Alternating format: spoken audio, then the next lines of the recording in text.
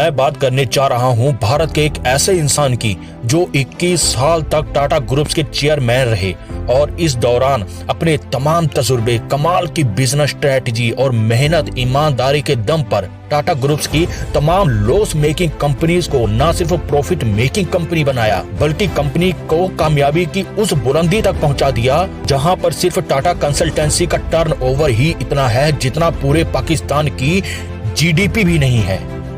जी हाँ, मैं बात कर रहा हूँ रतन टाटा की, जो पूरे टाटा ग्रुप में और पूरे भारत में अपने सौम्य व्यवहार, स्ट्रेटजी मेकर, विजनरी मैन, सच्चाई, ईमानदारी और सबसे बड़े दानी के रूप में जाने जाते हैं। लेकिन आज मैं आपको रतन टाटा जी के एक ऐसे जिद्दीपन का किस्सा बताने जा रहा हूँ जिसने पूरे टाटा ग्रुप को कामयाबी के शिखर तक पहुँचा दिया, जिसकी जिद के सामने अमेरिका की सबसे बड़ी कार निर्माता दिग्गज कंपनी भी नतमस्तक हो गई।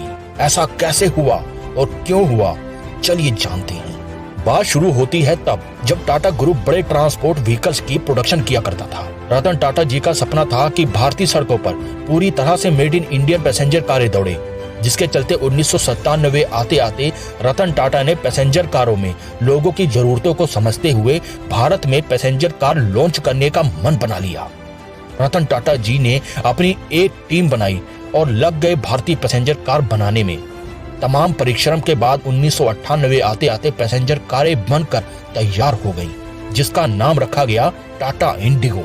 लेकिन एक तरफ जहां ऑटो एनालिसिस में टेस्टिंग के दौरान इंडिगो पूरी तरह से खरी नहीं उतर पाई, वहीं दूसरी तरफ मार्केट में इस कार को लेकर कस्टमर का रिस्पांस भी नेगेटिव ही रहा, जिस वजह से टाटा ग्रुप को करारा झटका लगा, काफी नुकसान हुआ। तब कुछ करीबी रिश्तेदारों और साझेदारों ने टाटा से इस नुकसान की पूर्ति के लिए इस कार कंपनी को किसी और कार कंपनी को बेच देने का सुझाव दिया। चूंकि कार लॉन्च करने का सुझाव रतन टाटा का था और लॉस भी काफी हो चुका था, तो इस लॉस से उबरने के लिए उन्हें यह सुझाव सही लगा। इसके बाद वह अपने साझेदारों को साथ लेकर अपनी कार कंपनी को बेचने अमेरिका में एक बहुत बड़ी कार निर्माता कंपनी फोर्ड के चेयरमैन बिल फोर्ड के पास पहुंचे। वहां रतन टाटा जी ने बिल फोर्ड के सामने अपनी कार कंपनी को बेचने का प्रस्ताव रखा। फोर्ड और टाटा के बीच 2 से 3 घंटे चलने वाली इस मीटिंग में बिल फोर्ड के बातचीत का व्यवहार बड़ा ही एटीट्यूड वाला था, जिसके चलते बिल फोर्ड ने मीटिंग के आखिरी समय में रतन टाटा को ये तक बोल दिया कि जब कार बनाने नहीं आती तो इतनी बड़ी इन्वेस्टमेंट की ही क्यों। अब तुम्हारी ये कार कंपनी खरीद कर मैं तुम पर एहसान करने जा रहा हूं। बस दोस्तों, इन 2 वाक्यों ने रतन टाटा जी की ईगो को इतना हर्ट किया कि वो बिना कुछ बोले अपनी टीम को लेकर भारत वापस आ गए। भारत आते समय पूरे रास्ते में रतन टाटा जी बिल फोर्ड की उन बातों को याद कर करके खुद को अपमानित हुआ फील कर रहे थे। इसी अपमान ने रतन टाटा जी की जिद को जगा दिया। बस फिर क्या था, रतन टाटा जी भारत पहुंचते ही एक मीटिंग रखवाई। मीटिंग में इंडिगो कार की सुधार और स्ट्रेटजी को लेकर चर्चा होने लगी। कार में सुधार करने और उसे फिर से लॉन्च करने का ब्लूप्रिंट तैयार होने लगा। इस बार फिर से पूरे जोश के साथ काम की शुरुआत की गई। सालों तक रिसर्च की गई और टेस्टिंग की गई। इसके बाद इंडिगो का upgrade version Indigo V2 launch किया गया। साल कार की बिक्री में तमाम उतार चढ़ाव के दौरान इंजन में और सुधार किया गया। जिद ऐसी पाल ली थी कि तमाम मुश्किलों के बाद भी रतन टाटा के इरादे टस से मस न हुए। फीचर बढ़ाए गए, इंटीरियर को और अच्छा बनाया गया। बस देखते ही देखते टाटा इंडिगो लोगों के दिलों पर राज करने लगी। टाटा कार की सेल आसमान छूने लगी। टाटा कार बिजनेस तेजी से ग्रो करने लगा, सफलता के नए मुकाम छूने लगी। समय आया 2008 का। किसी वजह के चलते फोर्ड कंपनी के शेयर बुरी तरह से गिरने लगे। कंपनी दिवालिया होने की कगार पर पहुंच रही थी।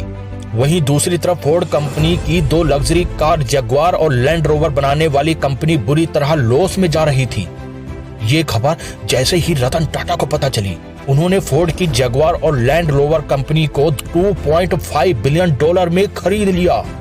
यहीं पर बिल फोर्ड का सारा घमंड चूर चूर हो गया और अपनी गलती का एहसास हुआ। तब इस दौरान बिल फोर्ड रतन टाटा जी से बोलता है कि आपने हमारी इन दोनों लग्जरी कार मेकिंग कंपनी को खरीद कर हम पर बहुत बड़ा एहसान किया है। आपका ये एहसान कभी नहीं भूलेंगे। तो दोस्तों, यह था रतन टाटा जी का जिद्दी रूप। कहते हैं ना कि इंसान अगर जिद पर आ जाए कुछ कर दिखाने की ठान ले तो तमाम मुश्किलें नतमस्तक हो जाती हैं। कामयाबी सर झुकाए आपकी खिदमत में पेश हो जाती है। जिंदगी में बड़ा लक्ष्य हासिल करना है तो जिद्दी बनो। दोस्तों, ये मोटिवेशनल वीडियो आपको कैसी लगी कमेंट करके जरूर बताना। ऐसी ही वीडियो रोज देखने के लिए चैनल को अभी सब्सक्राइब कर लो। तो मैं हरजीत मौर्य कल फिर से मिलूंगा एक और नई मोटिवेशनल वीडियो के साथ। तब तक के लिए जय हिंद।